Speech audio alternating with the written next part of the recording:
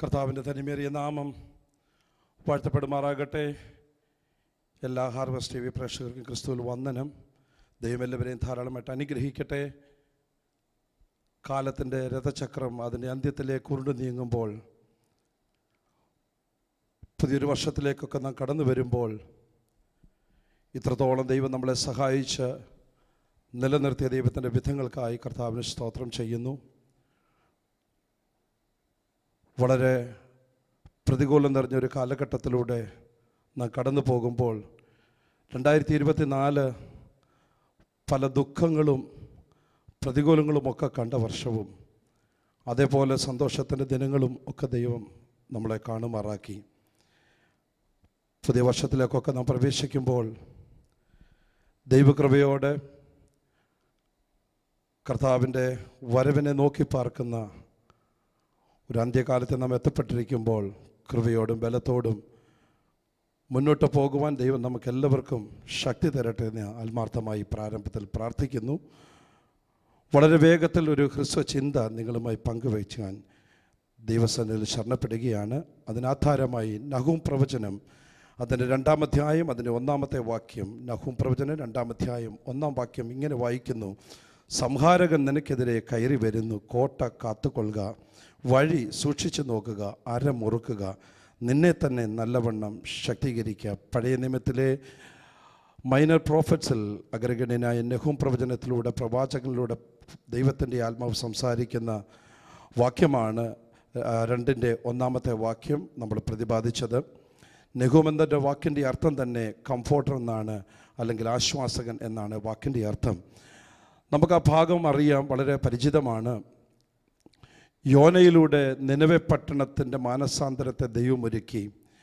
നിനവെ പട്ടണം അതിൻ്റെ കഠിനതയിൽ അകപ്പെട്ടപ്പോൾ തൻ്റെ ജനത്തെ മടക്കി വരുത്താൻ മാനസാന്തരത്തിലേക്ക് ഒരുക്കിക്കൊണ്ടുവന്ന് മാനസാന്തരപ്പെട്ട നിനവെ പട്ടണക്കാർ 100 വർഷം കഴിയുമ്പോൾ അവർ വീണ്ടും പഴയ പാപത്തിൻ്റെ അടിമത്തത്തിലേക്ക് മടങ്ങിപ്പോകുമ്പോൾ, പ്രവാചകൻ നഹൂമിലൂടെ ദൈവം അവരോട് സംസാരിക്കുകയാണ്. സംഹാരകൻ നിനക്കെതിരെ കയറി വരുന്നു, കോട്ട കാത്തുകൊള്ളുക, വഴി സൂക്ഷിച്ചു നോക്കുക, അര മുറുക്കുക, നിന്നെ തന്നെ നല്ലവണ്ണം ശക്തീകരിക്കുക. Praise God. ഇവിടെ സംഹാരകൻ എന്ന് പറയുന്നത് ദൈവത്തിൻ്റെ ദൂതൻ തന്നെയാണ് എന്ന് നമുക്ക് വളരെ വ്യക്തമാണ്. എന്നാൽ പുതിയ നിയമസഭയോട് പരിശുദ്ധാത്മാവിന് സംസാരിപ്പാനുള്ളതും, ഈ അന്ത്യകാലത്തേക്ക് നാം കടന്നു വരുമ്പോൾ നമ്മൾ കൈവിടപ്പെട്ടു പോകാതിരിക്കണമെങ്കിൽ നമ്മളോട് പറയുന്ന ആത്മീയ സന്ദേശം ഈ വാക്യത്തിനകത്തുണ്ട്. ഒന്ന്, ദൈവത്തിൻ്റെ ആത്മാവ് പറയുന്നു, കോട്ട കാത്തുകൊള്ളുക. കോട്ട കാക്കുക എന്ന് പറയുമ്പോൾ പുതിയ നിയമസഭ അല്ലെ വിശുദ്ധന്മാർ, വിശ്വാസ ഗോളം ഈ നാളുകളിൽ കോട്ട കാക്കേണ്ടത് വളരെ അത്യാവശ്യമാണ്. എക്കാലത്തെക്കാളും വളരെ കെട്ടയൊരു കാലത്ത് നാം ആയിരിക്കുമ്പോൾ പിശാച് അവൻ്റെ സകല തന്ത്രങ്ങളും പ്രയോഗിച്ച് തൻ്റെ ജനത്തെ വഴിതെറ്റിക്കേണ്ടതിന്, അല്ലെങ്കിൽ വൃതന്മാരെ പോലും തെറ്റിക്കുന്ന ഒരു കാലഘട്ടത്തിൽ നാം ആയിരിക്കുമ്പോൾ ആത്മാവിന് പറയാനുള്ളത്, ഒന്ന്, പുതുവർഷത്തിലൊക്കെ നാം കയറുമ്പോൾ കോട്ട കാക്കുക എന്നുള്ളത്. എന്താണ് കോട്ട കാക്കുക എന്ന് വെച്ചാൽ, നമ്മൾ ഒരു നാലുകെട്ടിനകത്തൊരു ഭവനത്തിലിരിക്കുമ്പോൾ നാം സുരക്ഷിതരാണ്. എന്തിലൊക്കെ സുരക്ഷിതരാണെന്ന് നമ്മളോട് ചോദിച്ചാൽ, നമ്മൾ കാറ്റിൽ നിന്ന്, മഴയിൽ നിന്ന്, വെയിലിൽ നിന്ന്, പൊടിയിൽ നിന്ന് ഒക്കെ നാം സുരക്ഷിതരായി ആ നാലുകെട്ടിനകത്ത്, അല്ലെങ്കിൽ ഒരു ഭവനത്തിനകത്ത്, ഒരു ബിൽഡിങ്ങിനകത്ത് നമ്മളിരിക്കുമ്പോൾ നാം സുരക്ഷിതരാണ്. അപ്പോൾ നമ്മുടെ കോട്ട ആത്മീയത്തിൽ കെട്ടുക എന്ന് പറയുമ്പോൾ പ്രാർത്ഥനയിൽ നമ്മൾ കോട്ടകൾ കെട്ടേണ്ടത് അത്യാവശ്യമാണ്. അതുപോലെ തന്നെ ഉപവാസത്തോടെ നമ്മൾ കോട്ടകളെ കെട്ടേണ്ടതാണ്. ആരാധനയിലും പ്രാർത്ഥനയിലും നമ്മൾ കോട്ടകൾ കെട്ടുവാൻ നമുക്ക് സാധിക്കും. അപ്പോൾ നമ്മൾ ഓരോ ദിവസവും എത്രമാത്രം നമ്മൾ ആത്മീയത്തിൽ വളർന്ന് കോട്ടകൾ കെട്ടാൻ സാധിക്കുന്നത്, ഒരാത്മീയൻ്റെ ഏറ്റവും വലിയ പരിചയവും ഏറ്റവും വലിയ സുരക്ഷിതത്വം എന്ന് പറയുന്നത് ഈ കോട്ട കെട്ടി കയറുമ്പോഴാണ്. ആമേൻ, സ്തോത്രം. നമ്മുടെ പ്രാർത്ഥനാ ജീവിതത്തിനകത്ത് ഇന്നലകളെക്കാൾ ഒരു പടിയുടെ മുന്നോട്ട് കയറി പ്രാർത്ഥിച്ച് കയറുമ്പോൾ നമ്മുടെ കോട്ടയുടെ ഉയരം കൂടുകയാണ്. ഉപവാസത്തോടെ നാം വരുമ്പോൾ, ഉപവസിക്കുമ്പോൾ നമ്മുടെ കോട്ടയുടെ ഉയരം കൂടുകയാണ്. ആമേൻ സ്തോത്രം ആരാധനയിൽ നമ്മൾ കോട്ടകൾ നാം കെട്ടുകയാണ്. അങ്ങനെ എല്ലാ നിലയിലും കോട്ടകൾ നാം കെട്ടും തോറും നാം സുരക്ഷിതരാണ്. പിശാചിൻ്റെ തന്ത്രങ്ങളിൽ നിന്ന് ജയിപ്പാൻ ആമേൻ സ്തോത്രം ഒന്നാമത് നാം ചെയ്യേണ്ടത് നാം കോട്ടകൾ കെട്ടുക എന്നുള്ളതാണ്. ആമേൻ എത്രമാത്രം നാം കോട്ട കെട്ടാൻ തയ്യാറാകുന്നു അത്രമാത്രം നമ്മുടെ സുരക്ഷിതത്വവും ക്രിസ്തുവിൽ ആമേൻ ഉയർന്നിരിക്കും. Praise God. നമുക്കൊരു മേസനെ നമ്മൾ എടുത്തു കഴിഞ്ഞാൽ അവൻ ഒരു ദിവസം ഒരു പണിയിലേർപ്പെട്ടാൽ അവൻ എത്ര കട്ട കെട്ടുന്നു എന്ന് നോക്കുമ്പോൾ അവൻ്റെ കട്ട എത്രമാത്രം അവൻ കട്ട കെട്ടി എന്ന് നോക്കുമ്പോൾ അതിൽ നമുക്ക് മനസ്സിലാകും അവൻ്റെ എഫിഷ്യൻസി. നമ്മൾ പലപ്പോഴും പറയാറുണ്ട്, ഒരു ദിവസം രാവിലെ 50 കെട്ടിക്കൊണ്ടിരുന്നു, അടുത്ത ദിവസം 150 കെട്ടുവാണെങ്കിൽ നമുക്കറിയാം അവൻ്റെ എഫിഷ്യൻസി വർദ്ധിച്ചു എന്നറിയാം. അതുപോലെ തന്നെയാണ് ആത്മീയ ജീവിതത്തിൽ നാം കോട്ടകൾ കെട്ടി കയറുമ്പോൾ മാത്രമേ നമുക്ക് സുരക്ഷിതരായി ആത്മീയത്തിൽ മുന്നേറാൻ കഴിയത്തുള്ളൂ. നമ്മുടെ ആത്മീയത്തിൻ്റെ ഗ്രാഫ് താഴോട്ട് പോകാതെ ആത്മീയത്തിൻ്റെ ഗ്രാഫ് മുന്നോട്ട് പോകുവാനാണ്. നീതിമാൻ്റെ നോട്ടം ഉയരത്തിലേക്കാണെങ്കിൽ അപ്രകാരം ഉയരത്തിലേക്ക് തന്നെ നമ്മൾ കോട്ടകൾ കെട്ടിക്കയറുവാൻ നമുക്ക് ഇടയായി തരണം. പുതിയ വർഷത്തിലേക്ക് നാം കയറുമ്പോൾ ഒന്നാമത് നാം കെട്ടേണ്ടത് നമ്മുടെ ആത്മീയ കോട്ട നാം കെട്ടിപ്പടുക്കാനിടയായി തീരണം.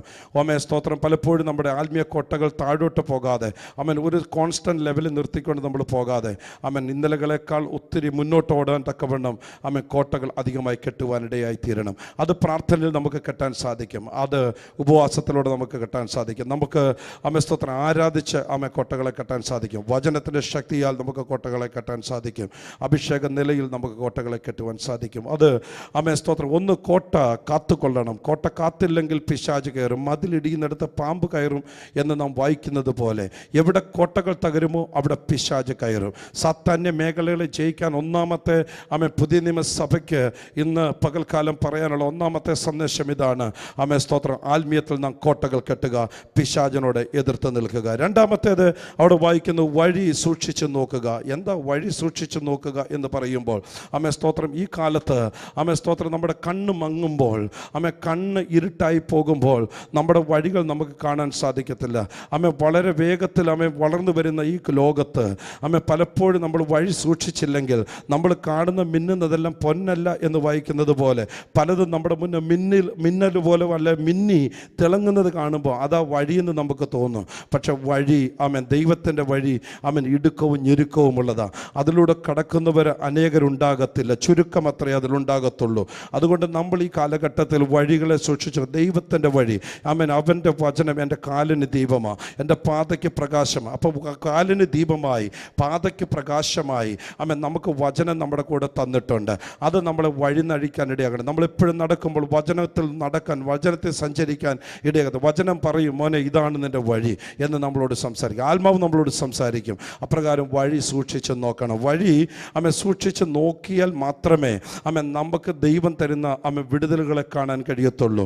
അകക്കണ്ണ് പ്രകാശിക്കപ്പെടണം. അതുകൊണ്ടാണ് നിങ്ങളുടെ അകത്തെ കണ്ണ് പ്രകാശിക്കപ്പെടണം, ഹൃദയദൃഷ്ടി പ്രകാശിച്ചിട്ട് എന്ന അപ്പോസ്തലനായ പൗലോസ് എഫീസ്യ ലേഖനത്തിൽ പറയുന്നത്. അപ്പോൾ നമ്മുടെ ഹൃദയദൃഷ്ടി പ്രകാശിക്കുമ്പോൾ മാത്രമേ ദൈവത്തിൽ നിന്നുള്ള നന്മകളെ നമുക്ക് കാണാൻ സാധിക്കത്തുള്ളൂ. എപ്രകാരം ആത്മീയ ജീവിതം മുന്നോട്ട് നയിക്കണോ അപ്രകാരം നയിക്കപ്പെടണമെങ്കിൽ നമ്മുടെ അകത്തെ കണ്ണ് പ്രകാശിക്കപ്പെടണം. സ്തോത്രം. നമ്മുടെ കണ്ണ് കുരുടാകാൻ പിശാച് പല തന്ത്രങ്ങൾ കൊണ്ടുവരും. എന്നാൽ കർത്താവ് നമ്മുടെ കൂടെ നിന്നുകൊണ്ട് നമ്മുടെ അകത്തെ കണ്ണ് പ്രകാശിപ്പിക്കപ്പെട്ട് കഴിഞ്ഞാൽ നമുക്ക് ദൈവത്തിൽ നിന്ന് വരുന്ന വിടുതലുകളെ കാണാൻ സാധിക്കും. അപ്പോൾ തന്നെ വഴി സൂക്ഷിച്ച് നോക്കിയാൽ പൈശാചിക മേഖലകളെ നമുക്ക് തിരിച്ചറിയാൻ കഴിയും. അതുകൊണ്ടാണ് നമ്മുടെ ഹൃദയദൃഷ്ടി പ്രകാശിക്കണം എന്ന് പറഞ്ഞത്. സ്തോത്രം. പുതിയ നിയമസഭയ്ക്കത്തിലെ അഗ്രഗണ്യനായ പൗലോസ്ലീഹ തൻ്റെ ലേഖനത്തിലുടനീളം എഴുതുമ്പോൾ സ്തോത്രം തൻ്റെ ആത്മീയ ജീവിതത്തെ കെടുത്താൻ കഴിയാതെ പിശാച് പലയിടത്തും തൻ്റെ കണ്ണിനെ കുരുട്ടാക്കാൻ നോക്കിയപ്പോഴും സ്തോത്രം പൗലോസ് നിന്നത് വിശ്വാസത്തെ നിലനിന്ന് വഴി സൂക്ഷിച്ചു നോക്കി. വഴി സൂക്ഷിച്ചു നോക്കുമ്പോൾ സ്വർഗം അവന് വേണ്ടി പലതും സ്തോത്രം വഴി കാണിച്ചു കൊടുക്കും. ആത്മീയത്തിൽ ഞാൻ പറയട്ടെ, നമ്മുടെ വഴി ക്രിസ്തുവിൽ നിലനിന്ന് ജീവിക്കുമ്പോൾ ക്രിസ്തുവിനെ നോക്കിക്കൊണ്ട് വഴി സൂക്ഷിക്കുക എന്ന് പറഞ്ഞാൽ സ്തോത്രം ദൈവം തന്ന വഴിയിൽ നിന്നും ഡീവിയേറ്റ് ആയി പോകരുത്. ഇടത്തോട്ടും വലത്തോട്ടും മാറാതെ ദൈവം പറയുന്നത് പോലെ പോകണം. Praise the Lord. യോശുവയുടെ ദൈവം പറഞ്ഞു, സ്തോത്രം, എൻ്റെ ന്യായപ്രമാണം വിട്ട് ഇടത്തോട്ടും വലത്തോട്ടും നീ മാറരുത്. സ്തോത്രം. പുതിയ നിയമത്തിൽ എബ്രായ ലേഖന കർത്താവ് പറയുന്നു, വിശ്വാസത്തിൻ്റെ നായകന് പൂർത്തി വരുത്തുന്നവനുമായ യേശുവിനെ നോക്കുക. യേശുവിനെ നോക്കി വഴി സൂക്ഷിച്ച് നോക്കുമ്പോൾ യേശുവിനെ നമുക്ക് കാണാം. യേശുവിനെ നമ്മൾ കാണുമ്പോൾ നമ്മുടെ മുന്നേ വരുന്ന പ്രതിസന്ധികളെ അല്ല നാം കാണുന്നത്.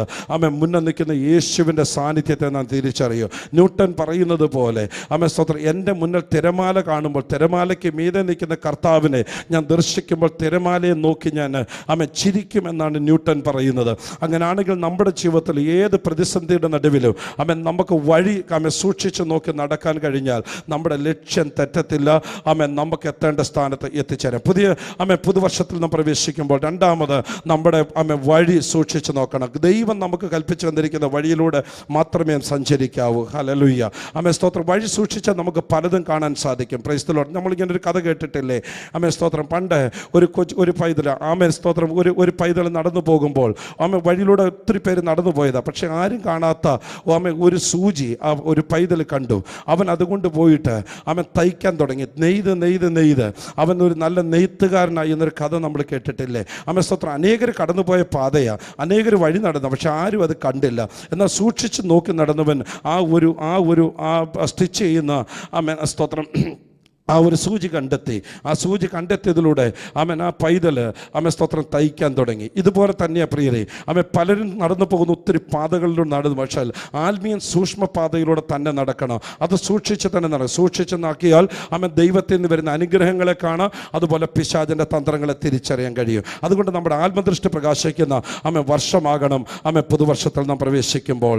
വഴി സൂക്ഷിക്കുക. രണ്ട് കാര്യങ്ങൾ നാം പറഞ്ഞു. ഒന്ന്, കോട്ട കാക്കുക. രണ്ട്, വഴി സൂക്ഷിച്ച് നോക്കുക. മൂന്നാമത് നമ്മൾ വായിക്കുന്നത് അരമുറുക്കുക എന്നുള്ളത്. എന്താ അരമുറുക്കുക എന്ന് പറഞ്ഞാൽ? പഴയ ആൾക്കാരോട് ചോദിച്ചാൽ അവർ പറയും സ്തോത്രം, അരമുറുക്കുക എന്ന് പറഞ്ഞാൽ അഭ്യാസികളെ കുറിച്ചാണ് അരമുറുക്കുക എന്ന് പറയുന്നത്. അവർ അഭ്യാസികളൊക്കെ ചെയ്യുമ്പോൾ സ്തോത്രം അവർ അരയൊക്കെ കെട്ടിമുറുക്കി അവരെ ആ കെട്ടിമുറുക്കി വെച്ചിരിക്കുന്നതിൽ ആര് പിടിച്ചാലും അത് അഴിയത്തില്ല. സ്തോത്രം. അവരതുകൊണ്ടാണ് ആ കളത്തിലേക്ക് ഇറങ്ങുമ്പോൾ അവരുടെ ദേഹത്ത് അരയൊക്കെ കെട്ടിവെച്ചിരിക്കുന്നതിൽ ആര് പിടിച്ചാലും അത് അഴിഞ്ഞു പോകത്തില്ല. നമ്മൾ അരമുറുക്കുക എന്ന് പറഞ്ഞാൽ സ്തോത്രം, വചനം കൊണ്ട് നമ്മൾ അരയെ മുറുക്കുമ്പോൾ സ്തോത്രം നമ്മുടെ അഴിഞ്ഞു പോകാതെ സ്തോത്രം പിശാച് നമ്മളെ പിടിക്കാൻ നോക്കിയാൽ നമ്മൾ പറഞ്ഞു പോകാതെ നിൽക്കണമെന്നുണ്ട് നമ്മൾ അരമുറുക്കണം. Praise the Lord. അപ്പം നമ്മൾ അരമുറുക്കി പോകുക എന്ന് പറഞ്ഞപ്പോൾ ലിറ്ററലി അരമുറുക്കുക എന്നുള്ളതല്ല.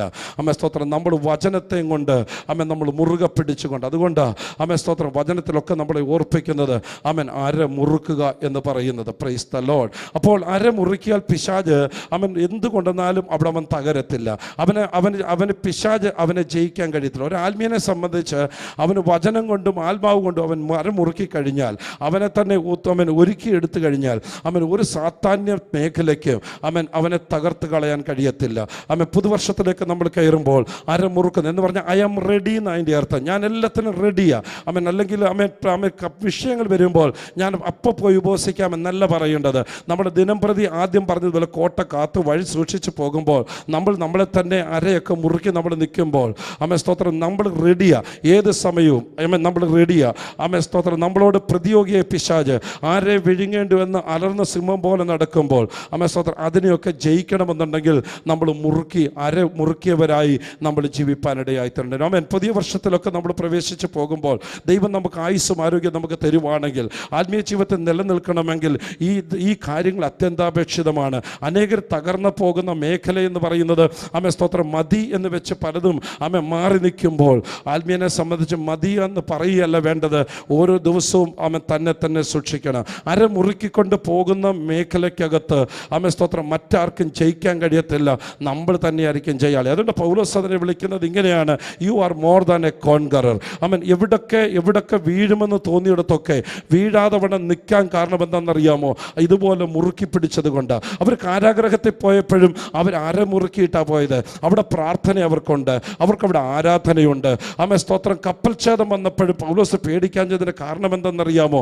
സ്തോത്രം. അവന് ഈ കാര്യങ്ങളൊക്കെ സൂക്ഷിക്കുന്നവനാ.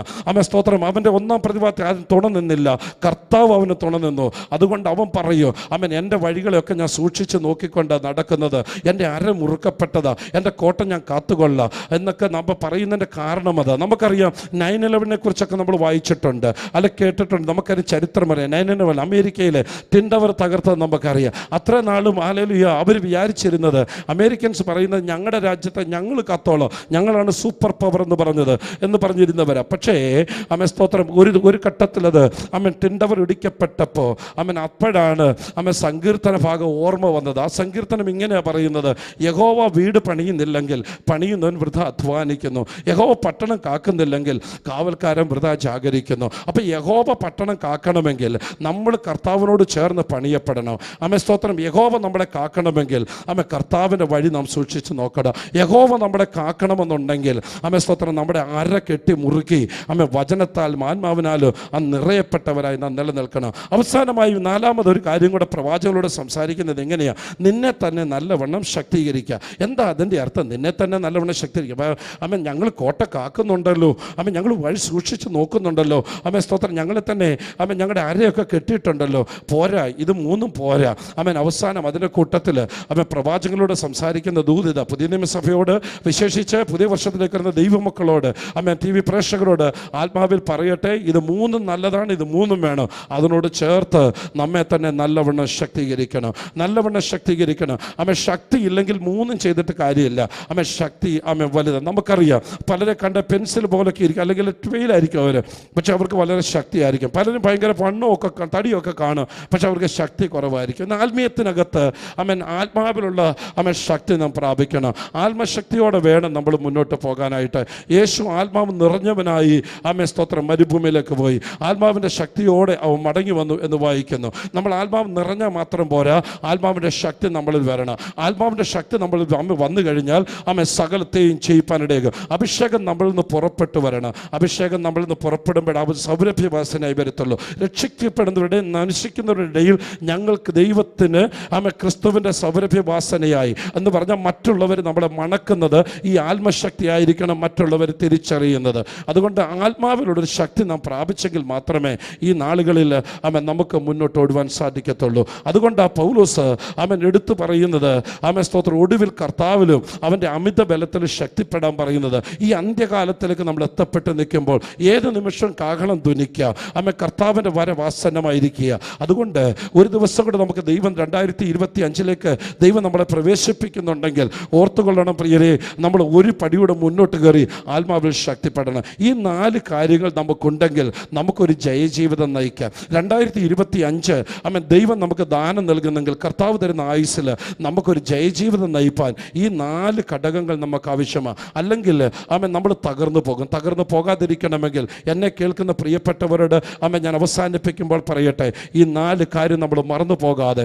1, ഹല്ലേലൂയ സ്തോത്രം, നമ്മുടെ കോട്ട കാക്കാൻ നമുക്കിടയായി തരണം. 2, വഴി ഒന്ന് സൂക്ഷിച്ച് നോക്കണം. 3, നമ്മുടെ അര കെട്ടണം. 4, നമ്മളെ തന്നെ ശക്തീകരിക്കണം. മറ്റാരും അല്ല ശക്തീകരിക്കേണ്ടത്, നമ്മളെ തന്നെ ശക്തീകരിക്കണം. മറ്റുള്ളവരൊന്ന് ശക്തീകരിച്ചാൽ ആകത്തില്ല. അത് നമുക്ക് നമ്മുടെ ആത്മാവിന് വേണ്ട പോഷണം കൊടുത്ത്, അത് ആരാധനയിലും പ്രാർത്ഥനയിലും എല്ലാത്തിലും നമ്മളെ തന്നെ ശക്തീകരിച്ചുകൊണ്ട് ലോകത്തോട് ഇടപഴകാതെ, ലോകത്തിൻ്റെ ഇമ്പങ്ങളോട് ചേർന്ന് നിൽക്കാതെ, ക്രിസ്തുവുമായിട്ടുള്ള അഭേദ്യമായ ബന്ധത്തിൽ നാം നിലനിന്ന് സഞ്ചരിക്കുന്നുണ്ടെങ്കിൽ നമ്മൾ തകരത്തില്ല. പുതുവർഷത്തിനകത്ത് ദൈവം ഇതിനായി നമ്മൾ ഒരുക്കട്ടെ എന്ന് ആത്മാർത്ഥമായി പ്രാർത്ഥിക്കുന്നു. അപ്പം നമ്മുടെ ജീവിതത്തിൽ നമ്മുടെ ആത്മീയ കണ്ണുകൾ ഒരിക്കലും മങ്ങിപ്പോകരുത്. നമ്മൾ കുരുടായി പോകാൻ ഇടയാകരുത്. നമുക്കറിയാം, ഏലിയുടെ കണ്ണ് മങ്ങിയപ്പോഴാണ് തൻ്റെ മക്കൾ പോലും പാപത്തിലേക്ക് പോകുന്നത്. തൻ്റെ മക്കൾ പാപത്തിൽ പോയത് അവരറിഞ്ഞില്ല. ഏലിയുടെ കണ്ണ് മങ്ങിയപ്പോൾ ഏലിക്ക് കാര്യങ്ങളെ ഗ്രഹിക്കാൻ കഴിഞ്ഞില്ല. നമുക്കറിയാം അവിടെ സംഭവിച്ച പരാജയം നമുക്കറിയാം. അതുകൊണ്ട് നമ്മളും നമ്മുടെ തലമുറകളും നമ്മുടെ കുടുംബങ്ങളെല്ലാം ക്രിസ്തുവിൽ ഉറച്ചവരായി ക്രിസ്തുവിൽ നിലനിൽക്കണമെങ്കിൽ നമ്മൾ ഇപ്രകാരം ആത്മീയ ജീവിതം നയിപ്പാനിടയാകണം. പുതിയ നിയമസഭ ഒരുക്കപ്പെടേണ്ട ഈ കാര്യങ്ങളിലാണ്. എവിടേക്കോ തകർന്നു പോകുമെന്ന് പിശാച് വെല്ലുവിളിച്ചിട്ടുണ്ട്. എവിടേക്കോ പറഞ്ഞു നിൻ്റെ ആത്മീയ ജീവിതം തീർന്നു എന്ന് പറഞ്ഞിട്ടുണ്ട്. അതൊന്നും തീരാതവണ്ണം നിർത്തുന്നതിൻ്റെ കാരണം നിൻ്റെ ഉള്ളിൽ ജീവശക്തി കണ്ടതുകൊണ്ട്. സ്തോത്രം, വഴിയുടെ ദൂരം കൊണ്ട് ക്ഷീണിച്ചു പോകാത്തത് നിൻ്റെ ഉള്ളിൽ ജീവശക്തി കണ്ടതുകൊണ്ടെന്ന് വചനം വായിക്കുന്നത് പോലെ നമ്മുടെ ഉള്ളിൽ ദൈവം തന്നിരിക്കുന്ന നിശ്ചയപ്രകാരമുള്ള ഒരു ദൈവിക പ്രവൃത്തി നമ്മുടെ ഉള്ളിൽ ദൈവം തന്നിട്ടുണ്ട്. അതുള്ളത് കൊണ്ട് ഇതുവരെ തകരാതെ നിന്നത്. ദൈവം നമ്മളെ തകർക്കാൻ അനുവദിക്കത്തില്ല. പക്ഷെ നമ്മുടെ റെസ്പോൺസിബിലിറ്റി, നാം ചെയ്യേണ്ടത് നാം ചെയ്താൽ ദൈവം ചെയ്യേണ്ടത് ദൈവം ചെയ്യും. ദൈവത്തിൻ്റെ അനുഗ്രഹങ്ങൾ പ്രാപിക്കണോ, ദൈവത്തിൻ്റെ വ്യവസ്ഥയിൽ നിൽക്കണം. ഇവിടെ നോക്കിക്കേ, 100 വർഷം മുന്നമേ ഇവരെല്ലാം പാപത്താൽ അടിമപ്പെട്ടു പോയവരാ. എന്നിട്ട് അവരെ മടക്കിക്കൊണ്ടുവരാൻ ദൈവം യോന പ്രവാചകനെ അയച്ചു. ആ ഭാഗങ്ങളൊക്കെ നമുക്ക് വളരെ വ്യക്തമാണ്. അവരും മൃഗങ്ങൾ പോലും ഉപസിച്ച് മടങ്ങി വന്നത് നമുക്ക് ആ ഭാഗങ്ങളൊക്കെ അറിയാം. എന്നിട്ട് അവർ കുറേ കഴിയുന്നുടനെ അവർ വീണ്ടും പാപത്തിലേക്ക് പോകുകയാണ്. നമ്മുടെ പിതാക്കന്മാരുടെ കാലത്ത് അവരിറങ്ങിത്തിരിച്ചു. അവരിതുപോലെ തന്നെ കോട്ട കെട്ടുകയും വഴി സൂക്ഷിച്ച് നോക്കി അരമുറുക്കിയൊക്കെയാണ് സ്തോത്രം ശക്തീകരിച്ചുകൊണ്ട് അവർ പോയത്. പക്ഷേ കാലഘട്ടം മുന്നോട്ട് വരുമ്പോൾ എവിടേക്കെയോ സ്തോത്രം അതൊക്കെ അതൊക്കെ മറന്നുപോയി പാപത്തിലേക്ക്, വിശേഷിച്ച് ഈ കാലങ്ങളിലൊക്കെ കെട്ടയൊരു കാലമെന്ന് ഞാനതിനെ വിശേഷിപ്പിക്കാറുണ്ട്. എത്രയും പെട്ടെന്ന് ഒരാൾക്ക് വീഴാൻ സാധിക്കും. പിശാചിന് ഒരു നിമിഷം കൊണ്ട് ഒരാളെ വീഴിക്കാൻ സാധിക്കും. പക്ഷെ വീഴിക്കാതിരിക്കാമെന്നുണ്ടെങ്കിൽ നമ്മുടെ അകത്ത് ഈ 4 കാര്യങ്ങൾ നമ്മളിൽ വ്യാപരിക്കുന്നുണ്ടെങ്കിൽ ഓർത്തോണം, പിശാചിന് നമ്മളെ വീഴിക്കാൻ കഴിയത്തില്ല. എത്രയൊക്കെ ആഞ്ഞടിച്ചെന്ന് പറഞ്ഞാലും അവർ വീഴത്തില്ല. അതിനെല്ലാം ഉത്തമ ഉദാഹരണം യേശു കർത്താവ് കഴിഞ്ഞാൽ നമ്മളെല്ലാവരും ആദരിക്കുന്ന മനുഷ്യൻ ആരാന്നറിയാമോ? പൗലോസ്ലേഖയാണ്. പൗലോസ്ലേഖ പറയുന്നത് ഇങ്ങനെയാ: എന്നെ ക്രിസ്തുവിൻ്റെ സ്നേഹത്തിൽ നിന്ന് വേർപിരിക്കുന്നത് ആര്? വരുവാനുള്ളതോ ഇപ്പോഴുള്ളതോ, ആഴത്തിനോ ഉയരത്തിനോ, പട്ടിണി, ആപത്ത്, വാള്, നഗ്നത, ഒന്നിനും എന്നെ ക്രിസ്തുവിൻ്റെ സ്നേഹത്തിൽ നിന്ന് വേർപിരിക്കാൻ കഴിയത്തില്ല. ഞാനതിനെ ഒരു വാക്ക് ഇങ്ങനെ പറയും: സ്നേഹമുണ്ടെങ്കിലേ ബന്ധം ഉണ്ടാകത്തുള്ളൂ. ആ സ്നേഹം, ദൈവത്തിൻ്റെ സ്നേഹം നമ്മളിൽ വന്നാൽ സ്തോത്രം, ആ ബന്ധം നിലനിൽക്കും. അതുകൊണ്ട് ബന്ധമുണ്ടെന്ന് സ്നേഹമുണ്ടാകണമെന്നില്ല, എന്നാൽ സ്നേഹമുണ്ടെങ്കിൽ ബന്ധമുണ്ട്. അത് ക്രിസ്തുവിനോടുള്ള സ്നേഹത്തില്ല. നമ്മളെല്ലാം ഉയർച്ചകളൊക്കെ പിടിച്ചടക്കുന്നത് ക്രിസ്തുവിനോടുള്ള സ്നേഹത്തില്ല. അതുകൊണ്ട് ക്രിസ്തുവിനെ അധികമായി അറിയാൻ ഉത്സാഹിച്ചുകൊണ്ട് പുതുവർഷത്തിൽ നമുക്ക് കയറുവാനിടയായിത്തീരണം. അങ്ങനെയാണെങ്കിൽ നമ്മുടെ കോട്ട കാക്കപ്പെടും. അങ്ങനെയാണെങ്കിൽ നമ്മുടെ വഴി ദൈവം നമുക്ക് നൽകി തരും, അല്ലെ നമ്മളെ കാണിച്ചു തരും. അങ്ങനെയാണെങ്കിൽ നമുക്ക് അരമുറുക്കാൻ സാധിക്കും, നമ്മളെ തന്നെ നല്ലവണ്ണം ശക്തീകരിക്കും. നോക്കിക്കേ സ്തോത്രം, പത്രോസിനെ നോക്കിക്കേ, ഇപ്പോൾ യോഹന്നാനെ നോക്കിക്കേ.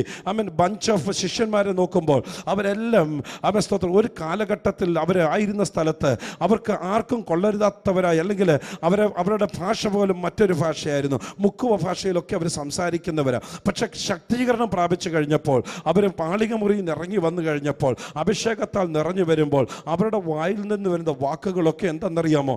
ക്രിസ്തുവിനെക്കുറിച്ചും അവൻ്റെ രാജ്യത്തെക്കുറിച്ചുമുള്ള വാക്കുകൾ. അതുകൊണ്ട് പത്രോസ് പറയുന്നത്, ഞങ്ങൾ പറയുന്നത് കിഴവിക്കഥകളല്ല, മഹിമ കണ്ട സാക്ഷികളായിട്ടാണ് പറയുന്നത് എന്ന് പറഞ്ഞാൽ അവർ സാക്ഷികമായി നിന്നവരാ. അതുപോലെ തന്നെ ആത്മീയ ഗോളത്തിൽ നമ്മൾ ഓരോരുത്തരും ഈ കാലഘട്ടത്തിൽ നമ്മൾ സാക്ഷികളായി ദൈവത്തിന് വേണ്ടി നിൽക്കണം. ദൈവത്തിൻ്റെ സാക്ഷികളാകണമെങ്കിൽ നമ്മുടെ കോട്ട നാം കാത്തേ മതിയാകും. നമ്മൾ ദൈവത്തിൻ്റെ സാക്ഷികളായി നിൽക്കണമെങ്കിൽ നമ്മുടെ സ്തോത്രം, നമ്മുടെ വഴി സൂക്ഷിച്ച് നോക്കണം. ദൈവത്തിൻ്റെ സാക്ഷികളായി നിൽക്കണമെന്നുണ്ടെങ്കിൽ നമ്മുടെ നാം മുറുക്കിയേ മതിയാകും. ദൈവത്തിൻ്റെ സാക്ഷികൾ നാം നമ്മെ തന്നെ ശക്തീകരിക്കണം. ഇത്രയും കാര്യങ്ങൾ ബൗണ്ടഡായി നമ്മൾ തന്നെ ചെയ്തെടുക്കുമ്പോൾ നമുക്ക് ചുറ്റും ഏത് സൈന്യം നിന്നാലും ആ സൈന്യത്തിൻ്റെ നടുവിൽ നമ്മൾ ജയാളികളായി, ജയോത്സവമായി നമ്മൾ ഈ തലമുറയിൽ നമ്മൾ മുന്നേറും. അതിനായി ദൈവം നമ്മളെ സഹായിക്കട്ടെ. അതിനായി ദൈവം നമുക്ക് ശക്തി തരട്ടെ. അതിനായി ദൈവം നമ്മളെ ബലപ്പെടുത്തട്ടെ. എന്നെ കേൾക്കുന്ന എല്ലാ പ്രേക്ഷകരോടും ആത്മാവിൽ ഞാൻ ഈ പകൽ വിളിച്ച് പറയുന്നു, പുതുവർഷത്തെ ദൈവം നമുക്ക് ആയുസ്സും ആരോഗ്യം തന്ന് നമ്മൾ കയറുന്നുണ്ടെങ്കിൽ നമുക്കൊരു തീരുമാനമെടുക്കാം. സ്തോത്രം, നമുക്ക് നമ്മുടെ കോട്ടയൊന്ന് കാത്തുകൊള്ളുവാൻ, ദൈവത്തിൻ്റെ വഴിയൊന്ന് സൂക്ഷിച്ച് നോക്കുവാൻ, നമുക്കൊന്ന് അരമുറുക്കി നമുക്ക് നിലനിൽക്കുവാൻ, നമ്മെ തന്നെ ഒന്ന് ശക്തീകരിച്ചുകൊണ്ട് നമുക്ക് ആത്മീയ ജീവിതത്തിൽ ക്രിസ്തീയ ജീവിതം ജയാളികളായി ജീവിപ്പാനും മരുഭൂപ്രയാണം ധൈര്യതയോടെ കഴിച്ച് ക്രിസ്തു സന്നിധാനത്തിൽ എത്തിച്ചേരുവാനും നമുക്കിടയായി തീരണമേ എന്ന് ആത്മാർത്ഥമായി പ്രാർത്ഥിക്കാം. അതിനായി ദൈവം നമ്മളെ സഹായിക്കട്ടെ. എല്ലാ പ്രേക്ഷകർക്കും ലീവ് വാട്ടർ ചർച്ച് ഓഫ് ഗോഡ് ദോഹയുടെ നവവത്സര ആശംസകൾ അറിയിക്കുന്നു. കർത്താവ് എല്ലാവരെയും ശക്തമായി സഹായിക്കട്ടെ, അനുഗ്രഹിക്കട്ടെ എന്ന് പ്രാർത്ഥിച്ചുകൊണ്ട് വാക്കുകൾ ചുരുക്കുന്നു. നമുക്കൊന്നിച്ച് പ്രാർത്ഥിക്കാം. ദൈവം നമ്മളെ അനുഗ്രഹിക്കട്ടെ. നമുക്ക് പ്രാർത്ഥിക്കാം. ഞങ്ങളെ സ്നേഹിക്കുന്ന ഞങ്ങളുടെ സ്വർഗീയ പിതാവേ, തൃക്കരങ്ങളിലേക്ക് ഞങ്ങളെ സമർപ്പിച്ച് ഞങ്ങൾ പ്രാർത്ഥിക്കുന്നു.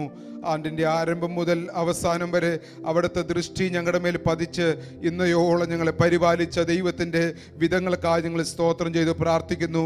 ഞങ്ങൾ താളടിയായി പോകാതെ, ഞങ്ങൾ വീണു പോകാതെ ഇന്നയോളം പരിപാലിച്ച വിധങ്ങൾക്കായി ഞങ്ങൾ സ്തോത്രം ചെയ്ത് പ്രാർത്ഥിക്കുന്നു. ഞങ്ങളെക്കാൾ ശക്തർ, ഞങ്ങളെക്കാൾ ഭക്തർ തകർന്നു പോയ ഈ പോർക്കളത്തിൽ കർത്താവിന് വേണ്ടി നിൽക്കുവാൻ അവിടുത്തെ അമിതബലം ഞങ്ങളുടെ മേൽ പകരണമേ എന്ന് ഞങ്ങൾ പ്രാർത്ഥിക്കുന്നു. ഞങ്ങൾ കേട്ടതുപോലെ സംഹാരകൻ കയറി വരുമ്പോൾ കോട്ട കാത്തുകൊള്ളുവാൻ, ഞങ്ങളുടെ വഴി സൂക്ഷിക്കുവാൻ, അരമുറുക്കുവാൻ, ഞങ്ങളെ തന്നെ ശക്തീകരിക്കുവാൻ അവിടുത്തെ അമിതബലം ഈ ദിവസങ്ങളിൽ ഞങ്ങളുടെ മേൽ പകരണമേ എന്ന് ഞങ്ങൾ പ്രാർത്ഥിക്കുന്നു.